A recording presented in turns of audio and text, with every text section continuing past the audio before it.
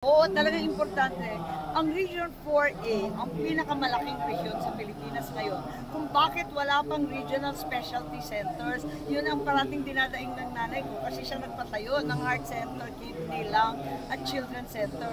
Sabi niya, bakit pa sinusugod ang Batanggenyo, Caviteño, Taga Laguna at iba pa, diyan pa sa Manila, samantalang pwede naman magpatayo, may magagandang hospital na rito.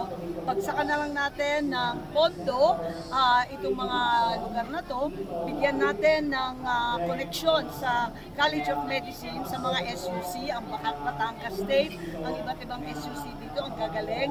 Abay, sila ang magsusupply ng doktor, tapos yung hospital, i-upgrade natin. Magkakaroon na tayo ng specialist center. Naisabatas na yan, pero napakapangit ng budget na naipasa, hindi kasama. Hindi ko maintindihan kung bakit hindi napondohin, hindi naman kalakihan.